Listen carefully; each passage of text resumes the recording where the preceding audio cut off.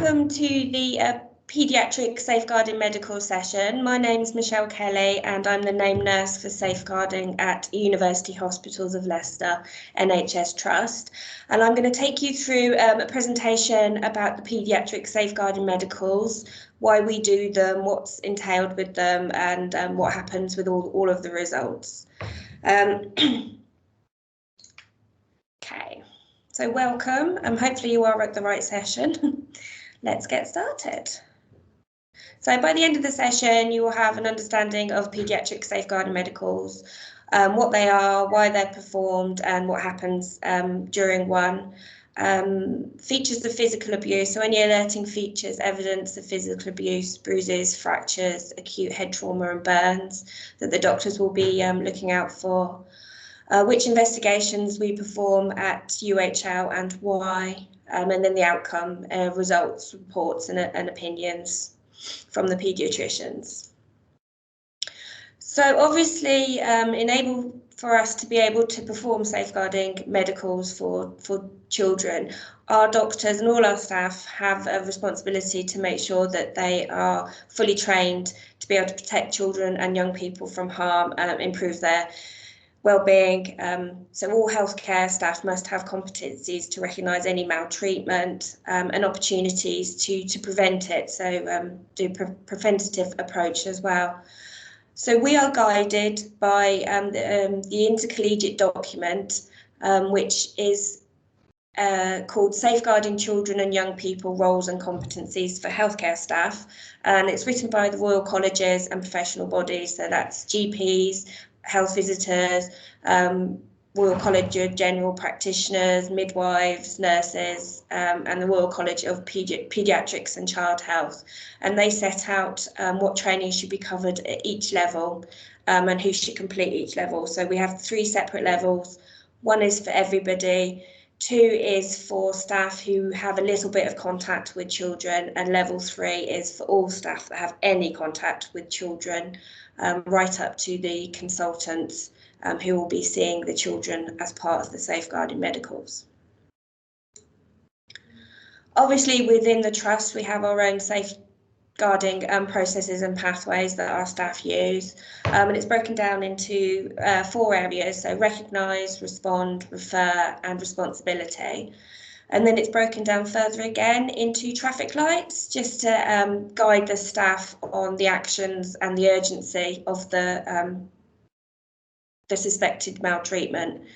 So red ones would be a child under 2 with significant injury, which there's no clear or acceptable explanation, or perhaps a parent or carer who's displaying behaviour that would affect the ability to care for their child, or domestic violence where the child's been present and might have sustained some injuries.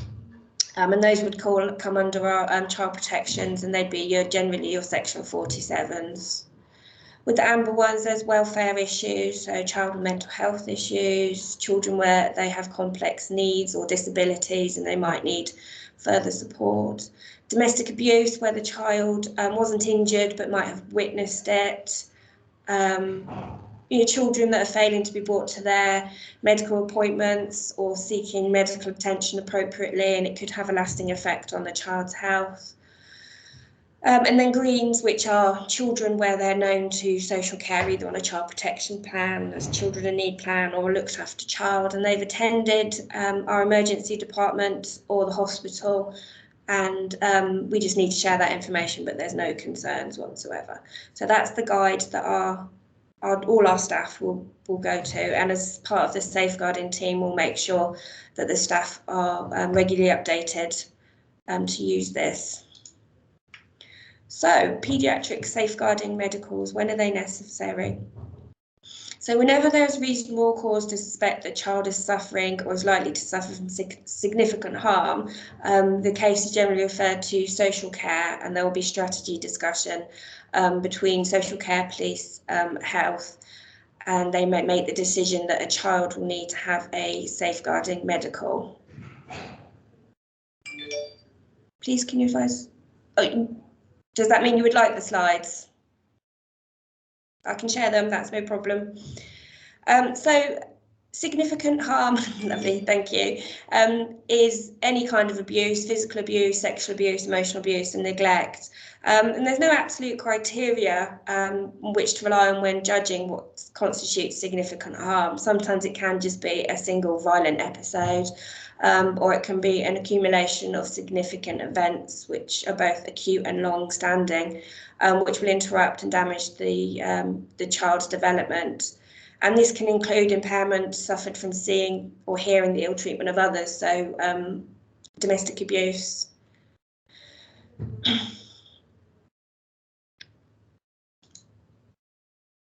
So there's several sources where a child might come to us that needs a paediatric safeguarding medical. So within UHL itself, so from the emergency department, within the children's hospital, or any of our outpatient clinics, or if a child's seen by the GP or health visitor, or perhaps at school where there's an acute injury which requires medical attention. So it may start off as the child just having an injury and that needs to be reviewed. We do get disclosures from a child or a carer where there has been physical abuse or sexual abuse disclosed, or if a child has come in with a seemingly innocent injury, but following the examination, the clinician might feel that it needs further investigation and there's suspicion of child maltreatment. So where the mechanism for the injury doesn't match the actual injury, so a fractured leg in a non-mobile baby, where parents reported that they fell from the bed. Non-mobile babies don't fall from beds. So when this happens, the child receives obviously any emergency treatment that they require, and then they would be referred to the paediatricians. So one of the consultant paediatricians will take over care of that child, and they'd be the lead health professional caring for the child. Other teams or specialists might be involved with the child, so any fractures might be needed to be seen by orthopaedic team, any burns by the plastics team, and if there's significant head injuries, the child may well need to go over to the Queen's Medical Centre for neurological review and assessment.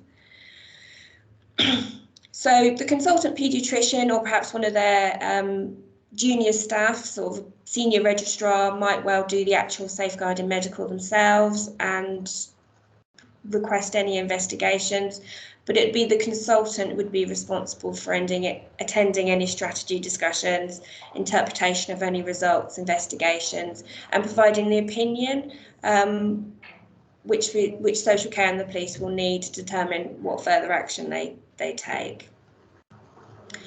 We also get referrals from community paediatricians. So where there's suspicion of child maltreatment been reported to social care, they may well be able to get the child seen by a community paediatrician for the safeguarding medical.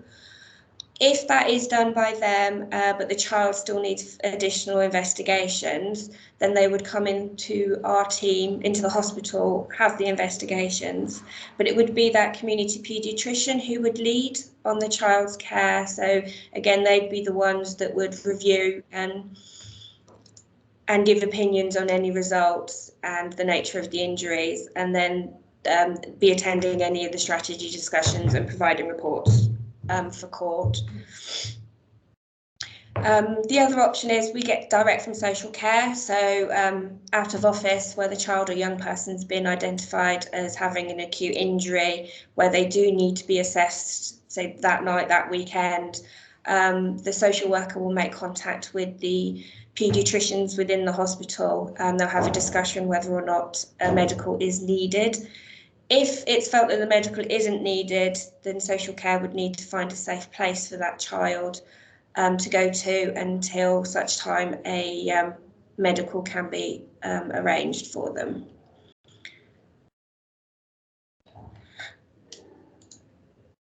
So we're just going to go through with this presentation. We've got a little scenario, and at each stage as we go through, I'm going to reference back to this scenario. So this is an actual case, but obviously a few details have been changed, so it's not easily identifiable. So a six-week-old baby is referred to the paediatricians by the GP with leg swelling. He was seen on the Children's Admissions Unit and was referred in by the general practitioner because of concerns regarding swelling to his right leg. Initially, he attended with both his parents. Mum said that his dad had noticed the swelling when he undressed him for a bath the previous night, and Mum had been a little bit concerned earlier on during a nappy change. But otherwise, baby had been very well, and there was no evidence of him behaving any differently from normal. On examination, his right leg was obviously swollen, painful, and the distance between his hip and knee on that side was shorter. He was obviously in pain with a high-pitched cry, and he was sent to have an X-ray. And this is the young man's X-ray, and it revealed a horribly displaced fractured femur. So the consultant paediatrician came to see the baby, and a paediatric safeguarding medical was initiated. So the purpose of the paediatric safeguarding medical is to diagnose any injury or harm to the child and to initiate treatment as required, to document the findings, to provide a medical report on the findings, include an opinion as to the probable cause of the injury or other harm reported, assess the overall health of and development of the child, provide clarity to the child and parent. It's obviously quite at times very distressing and they're not sure what's going on, and arrange any follow-up or review of the child with any other professionals as needed. Just quickly going to mention consent for the child protection medical. So a child under 18, where the doctor considers he or she has sufficient age, is of sufficient age and understanding to give consent, so Fraser or Gillett competence. Anyone with parental responsibility for the child, where the local authority or the local authority is when it's the local authority that provide consent when the child is subject to a interim care order or a full care order, although it is best practice to inform parents and carers. When they're looked after child, where parents have abandoned them, High Court, when the child is a ward of a court. In emergency situations, so when the child would need emergency medical treatment, so looking back at the scenario of the young man with the fractured femur, he needs treatment to reposition the bones to stop the horrendous pain that he's in. If parents weren't there or refused to give consent, the consultant can override it. It's in the child's best interest, just at the bare minimum, to relieve the amount of pain he would have been in. With regards to the safeguarding medicals, consultants can't override that, and it would have to be social care would need to seek legal advice if they, as part of a section 47, to determine getting consent from parents or carers. So the examination itself, the who, where. The paediatric safeguarding medical should be carried out by a paediatrician with a minimum of level 3 competencies in safeguarding children, and it's usually the paediatric specialist registrar. That's a grade underneath the consultant. Trainees are able to perform the medicals as well, but they'd be under direct supervision of the senior doctor. Within UHL, they happen either in the emergency department, if that's where the child's first come. At times, it might not initially be suspected of maltreatment. So if a child came in for a medical cause, went to the ward, and then following results of some investigations, they then suspected maltreatment, the examination would take place in the children's hospital. It'd be in a child-friendly environment, in cubicles or treatment rooms, to ensure privacy and confidentiality, and where there's access to appropriate staff, so nurses that are understanding of the process, play specialists that can help distract the children, and medical equipment, obviously. Chaperones. So the child or young person is examined in the presence of a chaperone to safeguard the child, to make sure that they're at ease, to offer any distraction, and also to safeguard the doctor from any allegations as well. If the child is old enough and they have a good understanding of the process, they should be asked who they'd like present with them. Ideally, it'd be a parent or carer would also be present for the examination. But if the parent or carer happened to be the person they suspected of maltreatment and were in police custody, that's perhaps not the most appropriate person. They may well not be present. Obviously, communication with the child or young person is incredibly important. It should be sensitive to the child's needs. They should be given an explanation of what is happening to them, appropriate to their developmental level. And older children should be given the opportunity to talk to the paediatrician without anybody else present. And obviously, if there's any suggestion of a language difficulty or a language barrier, it's essential that a registered interpreter is used, or someone trained in sign language, and family and friends are most definitely not appropriate to use. And ideally, there should only be one examination of the child. So as part of the medical, they go through the history. So there's be a holistic approach, like with any child that's admitted to the hospital. They talk about the birth and development details of the child, any past medical history. So if there's any bleeding disorders, it's quite relevant if the child has lots of bruises. Are there any allergies? Are they on any medication which could cause increased bruising, any changes in their mood or behaviour, the social history with the genogram, so family tree, to have a look at the family's employment and if they've got any medical conditions themselves. Part of the medical is to ask specific questions as well regarding the trilogy of risk, so regarding domestic abuse, parental drug or alcohol problems, any mental health or learning difficulties the parents may suffer from, which could have an impact on their ability to safely parent their child. And in younger people, adolescents, so menstrual history, sexual history, if they smoke or take drugs or alcohol themselves, any mental health problems or any involvement with youth offending teams, any issues with school, truancies or anything like that, and obviously any social care involvement, either previous or current. In the case of the scenario with the baby with the fractured femur, he was born at 39 weeks gestation. The delivery was normal vaginal one. And apart from some crying early on with the diagnosis of reflux, there was no other history and he's not on any medications. He's yet to be vaccinated. Baby is the second for the family and the older sibling is 11 months old. And there's no concerns with the development of the sibling, and there are no significant medical problems in the family. So with the history and the examination, so details that the doctor will consider in cases where physical abuse are suspected is what the injuries are and how they presented, the timing and any preceding events, explanations given and who gave them, any obvious discrepancies, action taken by the parents or carers after the injury was discovered, any previous injuries, and whether or not the explanation was consistent or not with the developmental level of the child. So, most children will collect cuts and bruises as part of rough and tumble daily life, and it should always be interpreted in the context of the child's medical and social history.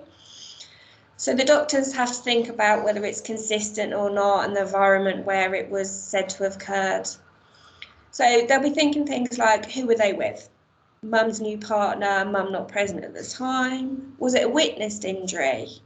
Who is with them now? Is it an appropriate adult or have they come in with a sibling? Is it someone that can give an accurate account of what happened? What were they doing at the time? Was there a lack of supervision? Had they been left in the bath whilst going downstairs to sort out dinner? Does it constitute risky behaviour in older children? Why were they doing it? Could they have been coerced or forced? When did it happen? Was there a delay in presentation? If so, why? Is it a reasonable delay in presentation? Have they sought medical advice from the GP prior to attending? Where did it happen? Are they local? Consider county lines in older children or hospital hopping.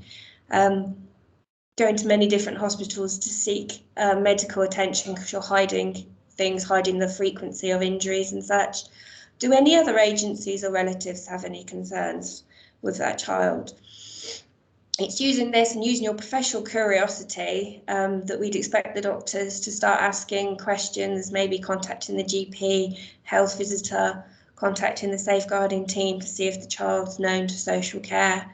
But it's having that curiosity, is not taking everything they hear at face value. So with our scenario, the parents could not record any incident or incidents of trauma over the previous few days, which could have caused the fractured femur. And they hadn't noticed any episode which stood out because the baby cried more than normal.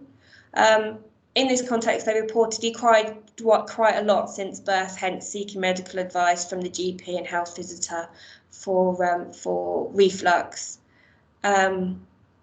But yes, no significant, again, event which would make them worry.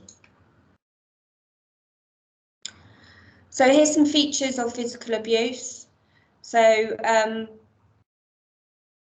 children under the age of 2 at risk of increased risk of serious physical abuse, and they're rarely able to contribute to the history themselves. So the doctors will be looking for any of the alerting features which are listed on the slide there to rule out abuse or raise the suspicion of it. So features in the history of an injury that raise suspicion of physical abuse could be a significant injury where there's no explanation. So finding fractured ribs on a chest x-ray, no explanation provided. An explanation that does not fit with the pattern of injury. So in the case of our scenario, the baby's parents believed that his fracture femur was due to baby massage. An explanation that doesn't fit with the motor development age of the child.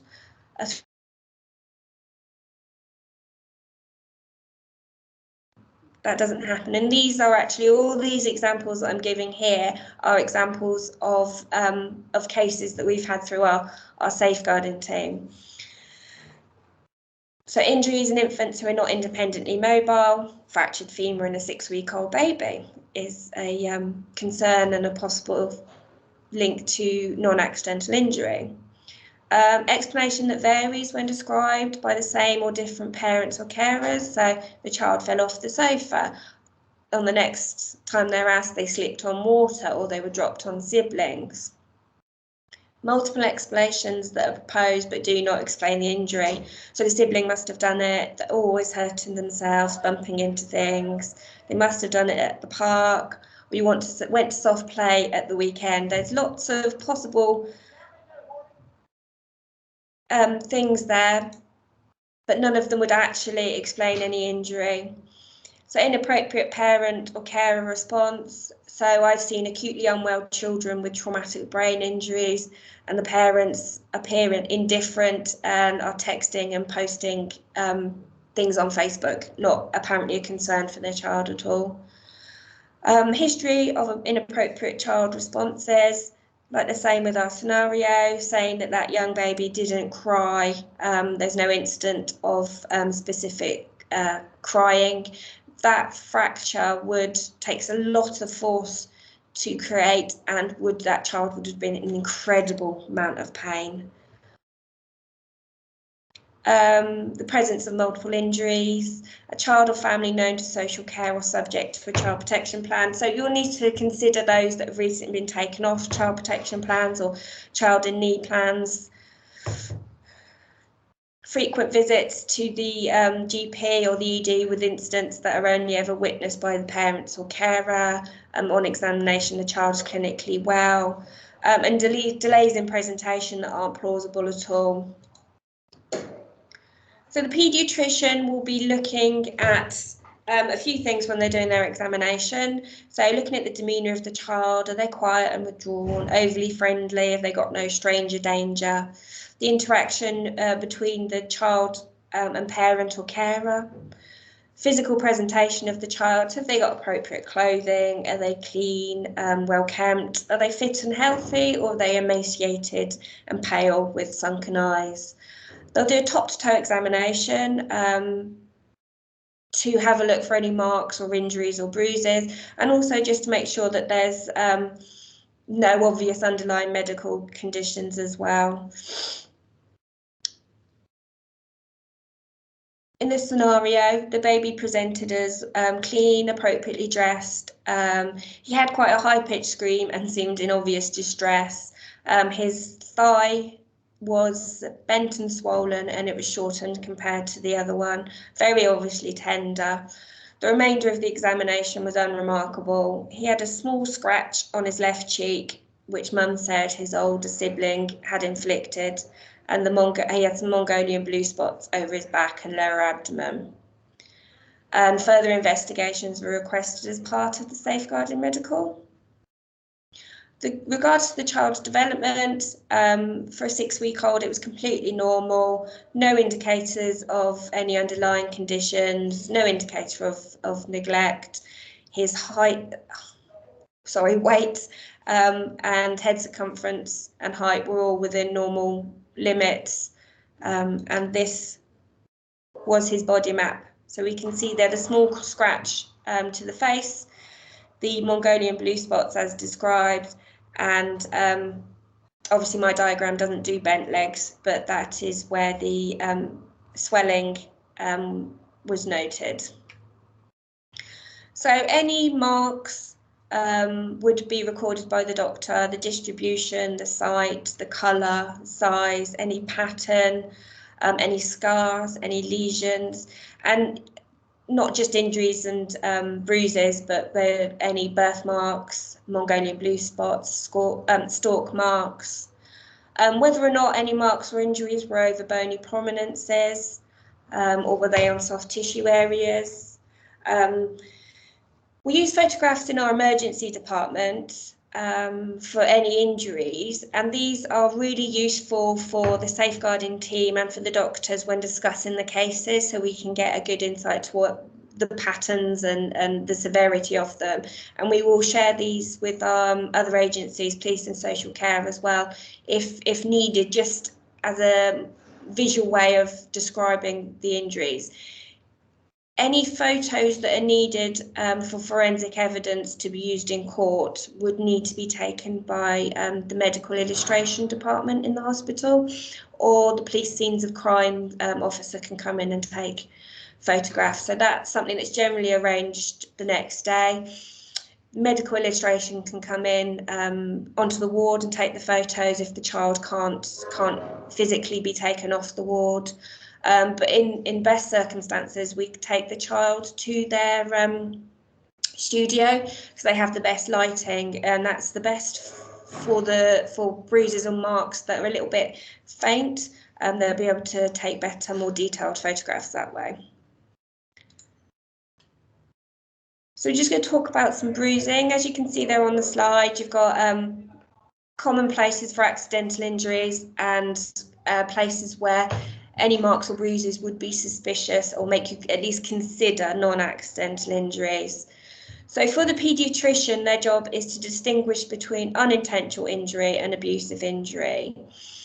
And there's scientific evidence for the frequency and location of unintentional bruising, and that's strongly influenced by the child's level of independent mobility. So with non-mobile infants, they're the least likely to sustain any bruises. And unintentional bruises in pre-mobile babies are incredibly rare, with a prevalence of less than 1%. So with that, any bruises or marks on a non-mobile baby, you have a higher suspicion that they were abusive. Once children move more independently, the incidence of unintentional or accidental bruises increases, and it's found generally on the front of the body. They're sort of top heavy kids, so they generally fall forwards, and predominantly over bony prominences, so forehead, nose, knees and shins, and often in like a T shape across their face, so across the forehead, nose, upper lip and chin. They're commonly placed accidental injuries. So obviously infants who are not independently mobile, as in they can't roll or crawl, shouldn't have any bruises without a clear explanation. Abusive bruises are often found away from from bony prominences, so often and over soft tissue areas, so ear, neck, cheeks, buttocks, back, abdomen, arm, hands, and they can often appear in be multiples and appear in clusters. And bruises can commonly mimic the object used to create the imprint. So we do see slap mark bruises where there's a clear outline of the finger marks, or belt buckles, remote controls. So it's always something that social care and the police will ask, and we understand why they ask it. About the aging of bruises, because this will be able to put a bit of time frame on there to see who could be the potential perpetrator. But estimating the age of a bruise from its colour has no scientific basis, and our paediatricians won't age it for you, for agencies.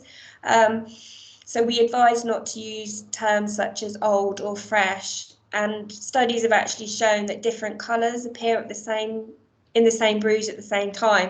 So whereas you might think initially the bruise would be red, purple, blue, and then fading down to your yellows and greens, you can actually get all of those colours straight away, and then reds can come out as the bruise gets older. So it's not a good way of aging them. Other causes of bruises, sort of bleeding disorders, bruises, connective tissue disorders like hypermobility, infection related, traumatic, sort of cultural practices, so cupping, and there's also can be self-inflicted by the child themselves. So obviously there's plenty of causes that could be abusive and not abusive, so the paediatrician does have to be able to differentiate from the normal from the abnormal. So this will be used part of the history and examination and getting further investigations. So part of the blood tests that we do at UHL, specifically when we're concerned about bruising, it would be your hematological tests. So full blood count, platelet count, coagulation times, and this will just be see if there's any underlying medical condition which would cause unexplained bruising or bleeding. And then you've got your different clotting studies that would need to be done as well, again, to see if there's any underlying medical conditions. And although a child might have an underlying medical condition, there generally does involve some force for that bruise to appear. So that needs to be taken into consideration as well before we do just say, oh, it's all medical related. We look at the liver function tests as well. Whilst abusive head trauma is the commonest cause of death amongst abuse victims, abdominal trauma can account for 50% of fatalities. And children and young people are particularly vulnerable to this because they've got weak abdominal muscles. So a simple blow to the stomach can actually cause intra-abdominal injuries because the organs are less protected by the ribs. And also injuries, abdominal injuries, might not present with any specific bruising or any signs. Bruising is actually absent in about 80% of significant abdominal injuries, so they can they can be missed. So they're classed as occult, so hidden and hard to find. So we can take blood tests to see if there are any abnormalities, but it would be mostly based on any examination to see if there's an underlying abdominal injury rather than relying on the blood tests. We also do toxicology screens if we think that the child might have been poisoned, or in cases where might have been given alcohol or any kind of medication. I've dealt with cases myself where the child's been brought in and been given a zopiclone overdose, so we were able to specifically request blood samples to test for that. We might do urinalysis and looking at the kidney function. Again, that's just to see if there's any evidence of any occult back or kidney injuries. And we also look at bone profile, so calcium, vitamin D. It's often low vitamin D levels have been proposed as a cause of unexplained fractures in the court setting, and actually there isn't any scientific evidence to support this.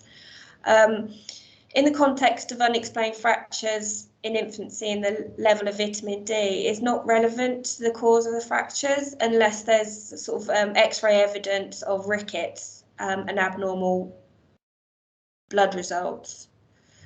With our young man in the scenario, he had all normal blood results. So, the above tests are taken in all children under the age of 2, and children over the age of 2 generally have the same tests, or they may have some add-ons or takeaways from that. Just quickly look at burns and scalds. It's another type of common physical abuse. So burns and scalds are incredibly common. 70% of unintentional burns and scalds occur in children under 3 years of age, and the greatest prevalence is 12 to 24 months, and 90% of them happen at home. Majority of burns and scalds are from unintentional injury, which sometimes can be concerning in itself because it might involve varying degrees of parental inattention, so lack of supervision.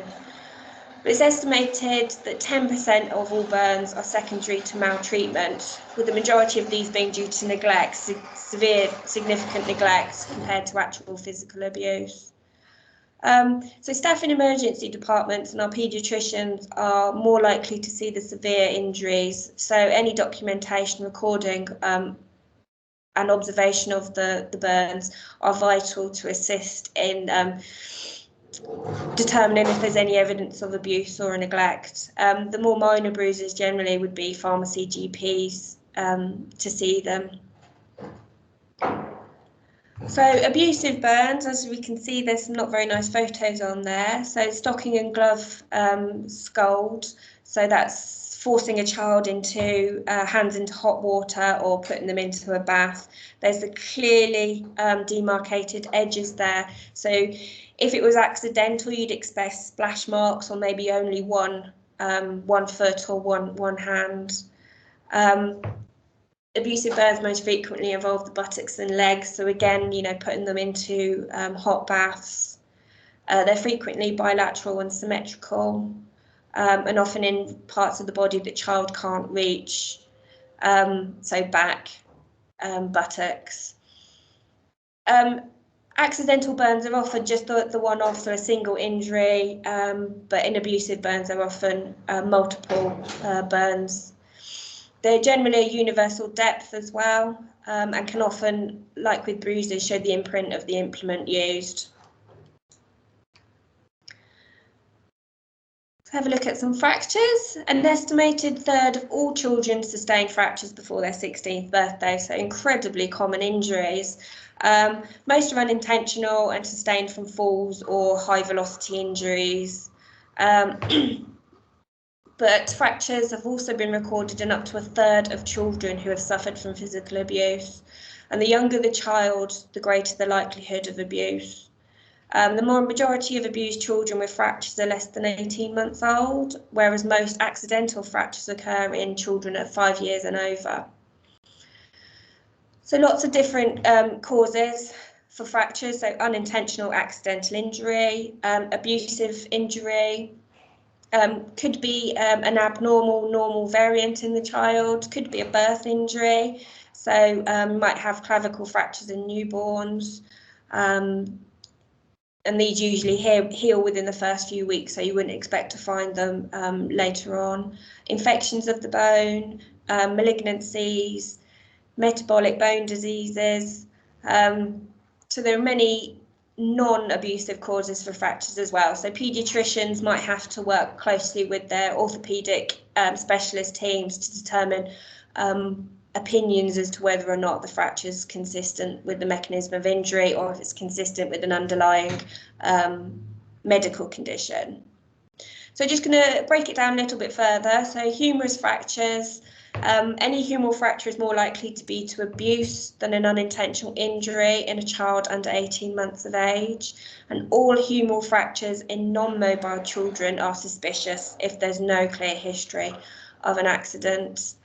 So if a child had a spiral fracture of their humerus, this is incredibly uncommon as it involves a rotational force of the arm and is strongly associated with physical abuse.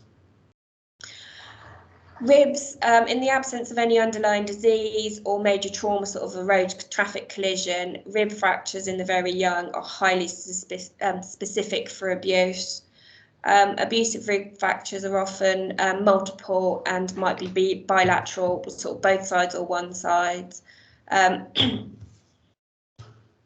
So acute rib fractures are often missed on the first X-ray. That's why we do follow-up X-rays after the skeletal survey as the fractures become detectable a few weeks later.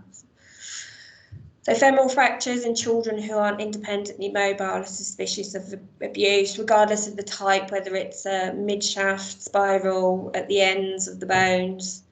And children under the age of 15 months, the spiral fracture is the commonest abusive femoral fracture. And once they're able to walk, children can sustain spiral femoral fractures falling from running. So it's just, again, having a look at the evidence and thinking back and the development age of the child. Spinal injuries and fractures in children is incredibly unusual. So unless there's a good mechanism of injury, so sporting injury or a car accident, you'd be suspicious of abuse. So neck injuries are predominantly reported in infants, so average age about 5 months, and they're generally accompanied with a head injuries. So the child might actually present with impaired consciousness or respiratory signs, so might make diagnosing them incredibly difficult. Your mid-lower back injuries are seen in toddlers, the average age being about 13 months. And mechanisms of injury include hyperflexion or a direct blow to the back, or forcibly really thrust a child onto their bottom or onto their feet can cause these fractures. Metaphyseal fractures are known as corner fractures or bucket handle fractures, and it refers to an injury to the growing plate at the end of the long bones. The metaphysis is not actually a bone, but it's a piece of cartilage, and once you're adults, it fully bonds to the bone, and these sometimes are referred to as occult fractures, again meaning that they're hidden and hard to find, and you would only see them on X-rays. You wouldn't be suspicious without the X-ray evidence of them. So when it's seen that a child has these type of fractures, physical abuse should be strongly considered in children under the age of 2. And these corner fractures or bucket handle fractures are most specific for non-accidental injury and the most common injuries in an abused child.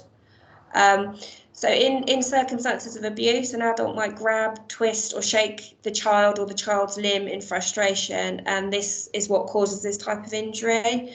The limbs move back and forth, causing these fractures, and it is incredibly rare and difficult to sustain these fractures from an accidental cause, such as a fall. Skull fractures are common falls from height and occur accidental and non-accidental with equal frequency in children under a year old. In children over 18 months, skull fractures are commonly seen as an accidental injury. So in the absence of a plausible history of a significant fall or significant forceful injury, physical abuse needs to be considered. So skeletal surveys, why we do them is to detect and describe any fractures, estimate the age of any fractures, check the bones are normal and healthy, and identify any underlying conditions where the bones may be easier to break, and have a look and see if there are any other fractures. So recommended for all children less than 2 years of age where there's physical abuse is suspected, especially if it's felt that they might have some hidden or occult fractures. A child with localised pain or limp or severely inflicted injury in a child over 2 years of age, a child dying in suspicious or unusual circumstances. They may well have a skeletal survey as part of the post-mortem, or a twin or an infant of a child who's been physically abused, and older children, so you might have your disabled children, those that are not mobile themselves or aren't able to communicate any specific injuries. So in a skeletal survey, there are a number of images, and depending on the size of the child, obviously the bigger the child, they have longer bones, so they need more x-rays. There can be anywhere between 12 and 16 x-rays. So it would include the head, chest, so all your ribs, spine and pelvis, and upper and lower limbs as well. So both upper arms, both femurs, and then the lower limbs as well. 2 radiographers with training in imaging specifically for physical abuse and forensic radiology should perform the x-rays, and the reports will be reviewed by radiographers that have skills and confidence in child protection cases. So again, like with the age of bruises, we will be asked about the age of the fractures. Aging of fractures can be beneficial, so it informs of any inconsistencies between the fracture and the timing of the incident. Determine whether multiple fractures are the same or different ages, indicating whether or not there's been one or more traumatic episodes. And obviously police and social care will use the aging of fractures to determine to include or exclude potential perpetrators. It's very much a personal choice and how confident that the radiologists are in estimating the age of fractures. They kind of do give a bit of a time frame, so you might hear acute, which is less than 1 week, recent is 1 to 5 weeks, and old is more than 5 weeks of age. That might be as broader a time frame as they would be happy to give. If you want to pinpoint it more, then specialists need to be consulted. So this is the skeletal survey of the young man in our scenario. He was found to have multiple fractures of different ages. He had anterior fractures affecting the 4th to the 8th rib on the right, and another fracture to the 7th rib on the right. Anterior fractures to the 3rd to the 8th ribs on the left, and a further fracture to the 6th rib on the left. He had distal metaphyseal corner and bucket handle fractures of his left femur. Obviously, he had the very displaced fracture of his right femur, which was the first x-ray I showed you. And there are distal corner and bucket handle metaphyseal fractures of the right humerus, and also corner fractures of the right distal radial metaphysis, and with a bucket handle fracture.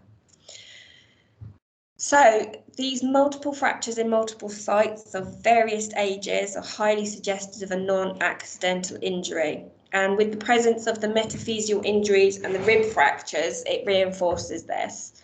There was no evidence of any skeletal dysplasia or metabolic bone abnormality. There was, and along with his blood results, no evidence to suggest that he was more likely to fracture his bones than any other child of the same age.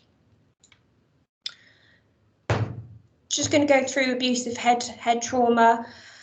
It is the commonest cause of death in physical child abuse, and it's predominantly seen in children under the age of 2, and most commonly those under 6 months old. Abusive head trauma arises from severe, repetitive, rotational, acceleration, deceleration injuries, so from shaking, with or without impact, or just impact alone. In most cases, there's either no history of trauma or there was history of injury given that's minor and inconsistent with the severity of the child's condition. So children that attend our emergency department with abusive head traumas, there might well be an absence of either a history or any external signs, and this can delay the diagnosis. It's not all children that have a significant head injury are actually acutely unwell. So a child might also present to us with conditions that you wouldn't associate with head trauma, so poor feeding, lethargy, fits, or breathing difficulties.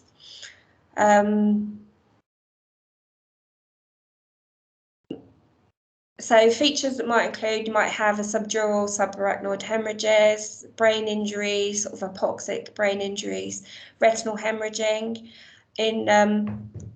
In one or both eyes are reported in 70 to 80% of acute abusive head trauma. The child might have abrasions, bruises, lacerations, swellings. You might find skull fractures on the skeletal surveys, and it might be commonly associated with other fractures.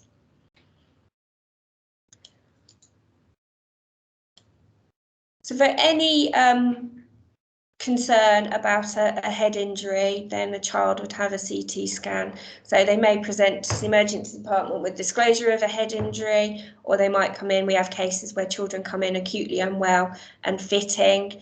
We would perform a CT scan to make sure there's no evidence of any underlying medical condition, and we often can find that that's when we note the abusive head injury, so they might have a subdural hemorrhage, like in the bottom X-ray. Bottom X-ray there, and obviously after.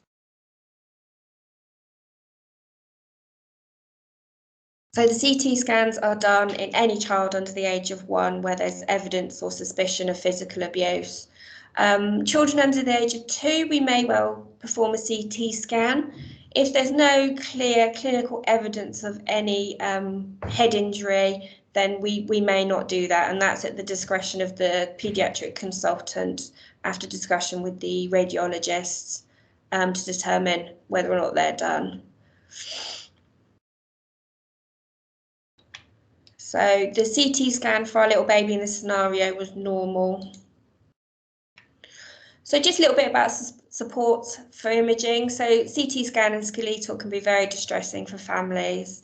And to be able to obtain good quality images, immobilisation of the baby or child is essential. It's no good to be able to have a child that's moving around and you're trying to get an image of their brain and their skull. So generally it involves the child being immobilised, and that can be either by the parent or by the ward staff, the nursing staff. Sometimes we do have to provide sedation for the child so that they will keep still. Sometimes, even with our best efforts, we give sedation for the children, but they will not just lie still. The sedation doesn't work. So there may be delays in getting imaging, which we completely understand with agencies is incredibly frustrating because they like to have all the results before they can move on in their investigation. And it's also very distressing for the child because they have to be kept nil by mouth prior to having the sedation. So a hungry baby is generally not a happy baby. It's very stressful having all of this done for the parents and carers, so then add in a grumpy baby. And it's frustrating and stressful for the staff as well, because you've got very upset parents who demanding to know why things aren't happening. And simple things could be prevented. Look at the ophthalmology here. So all children under the age of 1 will routinely have an ophthalmology review. So this is done by, all children under the age of 2, where they're having the Safegurding medical. And this is to check for any evidence of an occult head injury. And the ophthalmologist will come to the ward to examine the child, and they'll have a look at the back of the eyes. The child will have to have a short-term dilation of the pupils to be able to get a good look at the back of the eyes. and the ophthalmologist will record their findings in the notes, but it will be the consultant paediatrician that will share those results with any of the other agencies. So when a child is found to have any retinal hemorrhages with an intracranial injury, the probability that the child has sustained acute head trauma is 71%. So it's a very good indicator that there is some underlying head trauma going on. You can get retinal hemorrhages in accidental circumstances, but that's only for about 5% of all cases. And in accidents, the retinal hemorrhages tend to be one-sided, few in number, and generally just in the one area where there's the trauma. But in abusive head trauma, they're generally both sides, very extensive, and extend the whole periphery and are varying, multi-layered. So those images there, the top one is a normal view of the back of the eye, and the bottom ones there are right eye, left eye with the retinal hemorrhages, just so you know what they look like. So just coming to the end. So at the conclusion of the paediatric safeguarding medical, the doctor must give a verbal report explaining his or her findings to social care and the police who are involved in the investigations, and they must give a written report within five days. So investigations, where the results are available, they should be described and interpreted and given to the social worker. Along with this, the opinion of the results is required, and it can play a pivotal part in what happens next. So police and social care need an opinion. Is this an accidental injury or is it a non-accidental injury? And it can make a difference between the level of intervention, what happens next. So is it a section 17, child in need, a section 47, or will they be going to seek legal advice for applying for an interim care order to remove the children from their parents, and whether or not the police would pursue criminal charges. So this opinion is based on the balance of probability as to the likelihood of abuse and the risk of significant harm. Paediatricians are only able to provide an opinion based on their own area of expertise. So if it was regarding fractures, they might need to seek additional advice and opinions from orthopaedic doctors. And the doctors need to state their clinical opinion and the reasoning behind it within the level of their competence, so not to go outside of the training that they've had. So for our young man in our scenario, the opinion given by the doctor is, in the absence of possible explanations and the absence of any identified bony abnormalities, the baby's femoral fractures, as well as the multiple other injuries noted on skeletal survey, are most likely to be as a result of non-accidental injury. So with that opinion and the evidence of all the fractures, an interim care order was granted and the baby and his sibling were taken into foster care, which was very good for that child to keep him safe. With opinions, sometimes the results and the evidence can't really help determine if the injury mark or bruise was consistent with a non-accidental injury or not. And sometimes all our paediatricians might be able to say is there is a mark, bruise or injury in a non-mobile baby and that it's unexplained, which is very frustrating for other agencies on how to move forward. So this is when all professionals together have to use our knowledge and our experience and provide judgment to determine whether or not the child suffered from or is likely to suffer from significant harm, and what happens next and how we can keep them safe. And those cases are always incredibly tricky and frustrating for everybody. So medical report, this is provided a written medical report. Generally, it's supposed to be within 5 days of doing the initial examination. Sometimes that can take a little bit of time because our medical reports, if the specialist registrar saw the child, then the medical report needs to be reviewed and signed off by the consultant. So just with general shift patterns and nights and days off, it can take a little bit of time to get done, but we do endeavour to get them done as quickly as we can. So medical reports are really important and are often taken to court many years after the examination has been completed.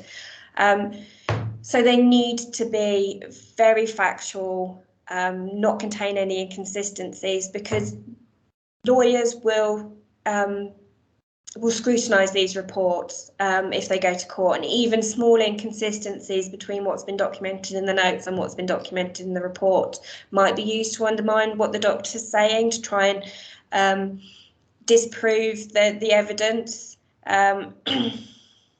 So it's very, very tricky, and our team and our named doctor will support paediatricians that have to go to court with learning how to cope with lawyers trying to undermine their professionals' opinions. So cases where we have performed a safeguarding medical will be discussed in our UHL Paediatric Safeguarding Children peer review, and this is attended by senior consultants, the named doctor and named nurse for safeguarding, and we will offer review of the case, support of the paediatrician, any learning points, any good practice, and if we can, we will help kind of give a little bit of closure to the paediatrician. We'll try and find out the outcome of any social care police investigations, just to give some feedback of what happened, because some of these cases are incredibly distressing for practitioners. So getting some closure and the outcome can be really helpful for them. That is it. Any questions?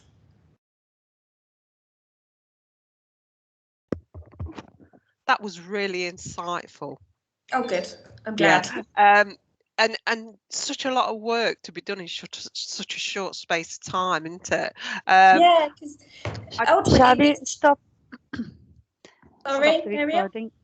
Hi, sorry, I was just trying to pinpoint that we're still recording. Shall we stop recording? Oh yeah, sorry. Thank you very much. Thank you very much for this. That was a really nice session. I would like to put it up.